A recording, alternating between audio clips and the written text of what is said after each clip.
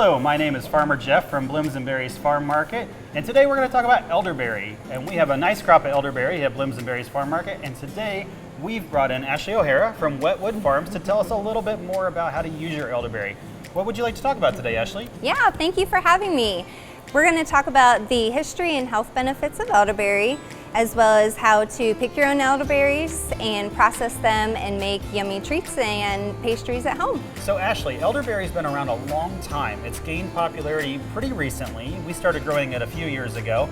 Can you tell us about the history of elderberry, where it came from, how it's been used? Yeah, elderberry has actually been around for thousands of years. There's documentation to show that the Native American and Chinese cultures have all used elderberry at some point to help with common ailments.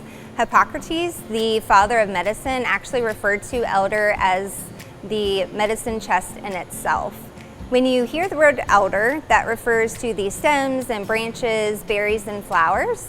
But for this class, we're just going to be talking about the berries and how you can pick them and process them to make recipes at home. So Ashley, that is really amazing. Both Hippocrates and Native Americans embraced the elder plant and the elderberry specifically. And you know, that makes a lot of sense because elder is native in this area. You oftentimes in the summertime can see it along ponds and creek banks, ditches and whatnot. Do we know a little bit about how elder works in your body to do what it needs to do? Yeah, in the 1990s, research was actually done looking at how elderberry extract works to help prevent certain colds and flus. And they did find that elderberry extract can help interfere with viruses entering host cells and then reduplicating and making viruses more worse than if you didn't take elderberry extract. So if you take elderberry extract every 3 to 4 hours when you're sick, it may have the potential to reduce the duration and severity of certain colds and flus. And when you do that correctly, it can have the same effect as taking Tamiflu. So we know the elderberry has some antiviral properties, which can be really cool. Is there any other research being done, or are there other properties about elderberry that makes it unique and special? Yeah, elderberry is actually the second highest berry in antioxidant content behind aronia, and elderberries have 8 times the amount of antioxidants that blueberries do. And because of that, research is looking at how elderberry can possibly help with cancer treatments and prevention, anti-inflammation, and brain health. Actually, that's really cool that researchers are really trying hard to find other great uses for elderberry. Is there anybody that shouldn't be consuming elderberry on a regular basis? Yeah, women who are pregnant, people who have autoimmune disease, gastrointestinal disorder, or take medications daily should always talk to their provider before consuming any elderberries. So Ashley, here at Blooms and Berries Farm Market, we grow the American variety elderberry. And I know that recent research, I think in 2020, has just proven that the American elderberry does not contain the same cyanide-producing properties that the Europeans do, which is often what you would find freeze-dried or if you bought online or something like that. What does that mean? Yeah, what that means is that you could go into a field of elderberries and pick elderberries and eat them. Though I don't recommend eating handfuls and handfuls of that at a time, especially if you've never eaten elderberries before. It's best if you introduce your body to elderberries in little increments at a time, just to make sure that your stomach doesn't get upset by the elderberries. That's really important to know. Yeah. So earlier in the video I mentioned that elderberry is a native plant, and it is true. You can see them along the banks and the ditch lines and whatnot. What is the benefit of coming to a farm like Blooms and Berries to pick elderberries versus foraging them in the wild? Yeah, when you come to Blooms and Berries, you can be certain that these plants are 100% American elderberry. If you were to go into the wild, there's lots of plants that have berries that look just like elderberries, but will actually poison you if you were to consume them. So going to a place that you can trust and know that you're getting actual elderberries. Thanks, Ashley. Yeah. When you come to Blooms and Berries to harvest elderberry, you will have thousands of clusters to choose from. Always stay away from the green berry clusters, as those are not quite ripe yet. To find the berry clusters that are deep purple and almost black. If the berry clusters are deep purple and no longer have a shine, that's an ideal cluster to harvest. These berries have the highest sugar levels and won't be quite as tart. As soon as you get home, soak your berries on the stem in a bowl of cold water for a few minutes to get off any bugs or dirt that may be on the berries. With the berries on the stem still, gently pat them dry and put them on a plate or baking sheet to flash freeze for an hour.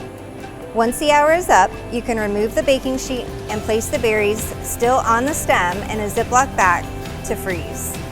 Berries lose their health beneficial properties over time when they're frozen. It's best if you can use the berries within a few months of harvest. For the most benefit, be sure to harvest fresh berries every year. Okay, Ashley, so we picked some berries, we processed some berries, they've been frozen. You want to make some elderberry syrup? Yeah, absolutely. All right, let's do it. Okay, so when you're ready to make your elderberry syrup, you're going to want to pull out some bags that have your clusters in them. Try to make as best of a guess as you can as to how many elderberries you think that you're going to need. And let them sit out for about 15 minutes. Just let them start to defrost and start to get a little bit mushy. And then you're going to want to make sure you have an apron on. Elderberries stain everything that they touch. So if you don't want your hands stained, you're going to want to put on some gloves. If you have great clothes on, make sure you're wearing an apron because you're about to get really messy. So once you're ready to start destemming, you're just going to take the clusters out of the bag, and very carefully, you're just going to start pulling those berries off the stem. You can do this, I think it's easier to do this by hand. You can also use a fork, but the most important thing about this process is making sure that you get as much of the stem off as possible. So as you're doing this, you'll notice some of your stems are falling into the bowl. Try to get those out. It's going to be impossible to get nearly all the stems, but if you see big chunks of stems in there, you're going to want to make sure you pull those out. The stems can add off flavors into your recipes and syrup. They can also be poisonous if you have too much of them in there. When they're frozen, it's the easiest to pull these off. It's a lot more time consuming doing this fresh, but you can go through quite a bit of frozen clusters relatively fast. You can see my hands are already starting to get stained purple here. For the elderberry syrup recipe that we're gonna make, you need about a cup of fresh berries. So looks like quite a bit of berries have already fallen off my my cyme in the bowl. So we're just gonna go ahead and add those to this once we're done. I'm just gonna double check, make sure there's no big chunks of stems. Again, if you see a little bit of stem, that's fine. I'm gonna dump, oops, got some ice in there, all the frozen berries. So this looks pretty close to a cup. The great thing about elderberry syrup is that you can tailor the recipe to what you're wanting out of it. So if you want a potent elderberry syrup, you're gonna wanna add more berries. If you want less potent elderberry syrup, but still with some flavor, you're gonna add less berries. Okay, Ashley, so that seems pretty straightforward. Once we have them prepared, what are the next steps to turning them into a syrup? Yeah, very easy to make your own syrup. I personally use a hops bag when it comes to steeping all the ingredients. You order them off Amazon. What it is, it's pretty much just like a giant sock, and you're gonna put all your ingredients in here to steep in the water. That keeps everything contained so you don't got stuff floating around in your water. Most people will just directly put everything into their pot and let it soak and simmer. Then you have to strain with a cheesecloth. That's another option. But for this class, I'm gonna use a hops bag to show you how to steep using this. So what you're gonna do, you'll pour, hold that open? Yeah, that would make it much easier. You're gonna pour your berries in there. So we got our 1 cup of berries. And this is very much tailored to your taste. So I like very spicy fall warm notes. So I'm gonna add 2 cinnamon sticks. I'll add in about 10 cloves here. I like mine very spicy. And then just about 1/16 of a teaspoon of ginger. It smells really good. Somebody told me my syrup smells like Christmas in a bottle. So smells like fall for sure. Popular ingredients that people add: euthanasia, rose hips. The disclaimer for using those is make sure you have knowledge on how to use those. Otherwise, those could adversely affect your health if you use them improperly.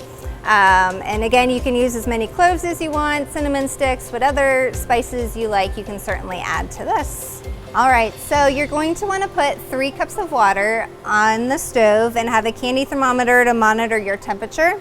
So this one is hot and ready to go. Ideally, you want your water to be around 180. No lower than 180, but no higher than 200. And that's just to get the berries nice and warm, extract all those potential health properties into your water, as well as infusing the herbs into your water as well. So my water is almost at 200. So I'm just gonna go ahead and place my steeping bag into the water, and wow, if you could see this water, it's bright blue. So since these are American berries, you don't need to do this very long. You could just leave your bag in there for 10 minutes and then come back. Or if you kind of want to just bounce it up and down a little bit, make sure everything is getting completely covered with the water. But you're just going to want to do this for 10 minutes. If you were using European berries, say you ordered berries on the internet, this process would look completely different. So because we are using American berries, berries that don't have the cyanide properties, we can only do this for about 10 minutes. You also don't want to heat these too long because you'll start degrading the health properties as well. So keeping that temperature as close to 180 and keeping it at that temperature for no more than about 10 minutes is what you're going to want to do. So after 10 minutes of steeping, you can go ahead and get ready to cool down your syrup and add the honey and then put it in your jar. So with the syrup, you're going to want to make sure that it is cooled down to at least 110 degrees before you add your honey. So I know here at Blooms and Berries, they sell raw honey from Wilmington. It's best if you can use local raw honey in your syrup. Raw honey adds a lot of other additional potential health benefits as well. So if you can find something that's right in your backyard, that's ideal. So we're gonna go ahead, I just put some ice cubes in the measuring cup to help speed things along and cool it down. So again, I'm just gonna stir this around, trying to get it as close to that 110 temperature as I can. And then for the next part, you're gonna wanna make sure you have some heat resistant gloves. These are kitchen gloves. I've re-washed them to make sure that they're sanitary, but when you squeeze this bag, it can get pretty hot. So even like latex gloves don't insulate your hands very well. So you're gonna want some heavy duty gloves. So you're gonna wanna take your bag and you're just gonna squeeze as much juice out of the berries as you can. And this gets messy because this stuff gets everywhere. So that juice is really what's gonna help with fighting the colds and flus. All right, so you can see that's messy. And then you're gonna go ahead and just add your 1 cup of honey. I would recommend starting at half a cup, mix it up, taste it, see how well you like your honey. Some people don't like their honey as sweet as others. I prefer mine sweeter. I've got 2 young kids, so they definitely like it as sweet as possible. So I went ahead and just added all of that 1 cup of raw honey. And this will help preserve the honey, or preserve your syrup as well.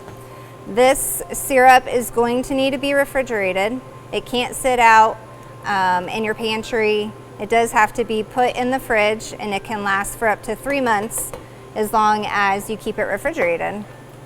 So now we're gonna try to bottle this up. And the amount of syrup that you get every time is gonna vary. So when you're cooking it, sometimes you steam off more water than you do other times. My gloves are having a hard time coming off here. So we'll see how much syrup we get today.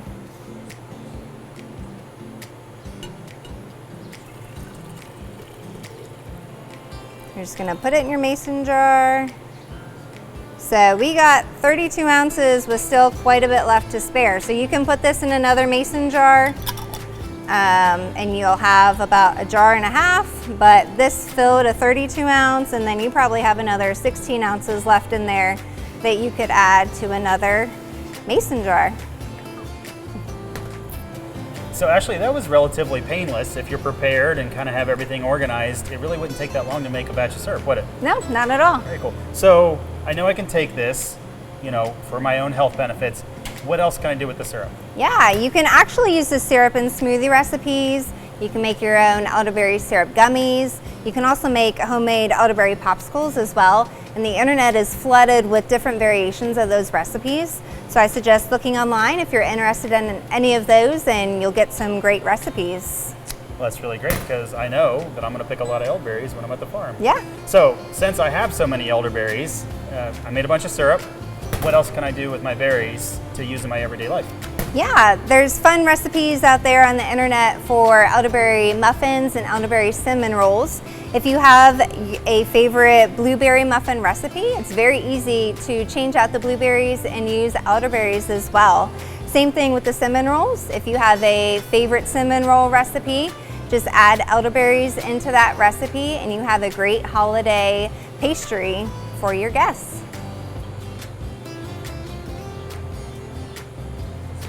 So Ashley brought some really great ideas. There are a ton of recipes online. Do your research, figure out what you like. If we are out of elderberry season, there's a good chance we have it in our store. Just check in with us and see if we have some syrup ready to go for you.